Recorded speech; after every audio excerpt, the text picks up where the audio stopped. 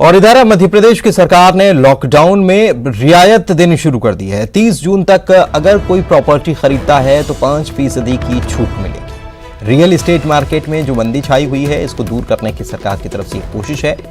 मकान खरीदी पर पंजीयन में 15% तक की छूट भी दी जाएगी। इस बात का फैसला सरकार ने किया है।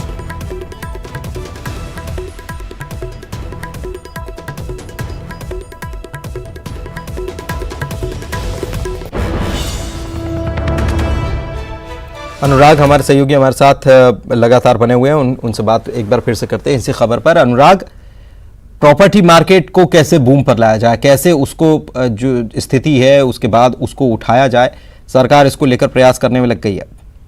बिल्कुल, देखिए सरकार के सामने चुनौती इस बात को लेकर है कि लॉकडाउन खत्म होने के बाद किस तरीके से जो तमाम सेक्टर है उनको उठाया जाए। और इसमें जो सबसे बड़ा सेक्टर है रियल एस्टेट का कारोबार है, जिसमें जो रियल एस्टेट है उसको सबसे ज्यादा नुकसान होने की खबर है। लेकिन अब उसको किस तरीके से बूम लाया जाए, इसको लेकर सरकार ने अभी से प्लान बनाना शुरू कर दिया है। और अब सरकार ने जो गाइडलाइन होती है, प्रॉपर्टी खरीदी की जो गाइडलाइन होती है, उसमें 5% छूट देने का फैसला कर लिया। और ये नई गाइडलाइन 1 जुलाई से लागू होगी। और इसमें मंशा इसी बात को लेकर है कि रियल एस्टेट मार्केट में जो मंदी का दौर है उसको दूर किया जाए। साथ ही सरकार ने इस बात का भी फैसला किया है कि जो मकान खरीदी पर पंजीयन होता है उसमें 15% तक छूट दी जाएगी। तो यानी कि रियल एस्टेट कारोबार को किस तरीके से प्रोत्साहित किया जा सकता है, इसको लेकर अब सरकार ने फैसला लेना शुरू कर दिया है। तो कई सेक्टरों में सरकार इस तरीके के फैसले ले रही है ताकि जो मंदी की मार है उसको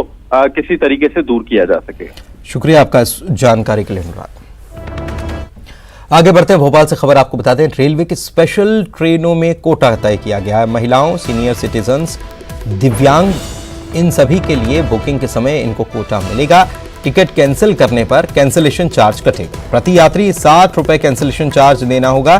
स्पेशल ट्रेन के संचालन के लिए गाइडलाइन जारी कर दी गई है और 2 दिन के बाद ये गाइडलाइन जारी हुई है। महिला, सीनियर सिटीजन्स को AC3 में कोटा मिलेगा। सांसद और पूर्व मंत्रियों को AC1 में कोटा मिलेगा।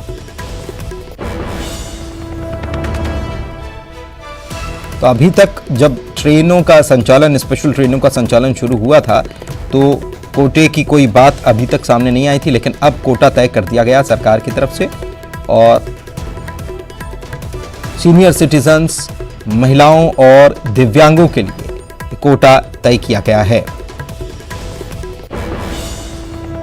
कैंसिलेशन चार्ज भी लगेगा, 60 रुपए कैंसिलेशन चार्ज होगा। अगर सीट कैंसिल कराते हैं तो 60 रुपए कैंसिलेशन चार्ज होगा। और 3rd AC में ये कोटा मिलेगा। और इसके अलावा मंत्रियों के अगर बात की जाए, मंत्रियों के लिए और सांसदों के लिए, पूर्व मंत्रियों और सांसदों के लिए भी AC1 में कोटा है। रंजना हमारे सहयोगी हमारे साथ जुड़ी हुई हैं, उनसे बात करते हैं। रंजना, ये सुविधा अब शुरू कर दी गई है।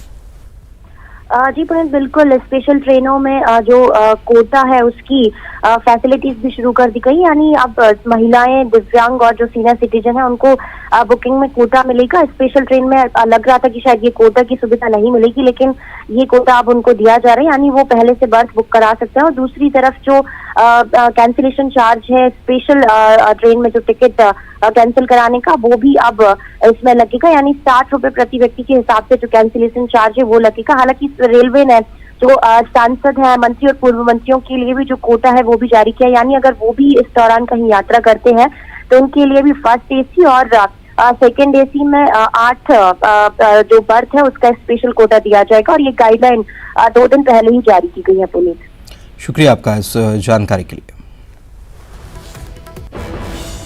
चलिए आगे बढ़ते हैं और इंदौर से खबर आपको बता दें कि इंदौर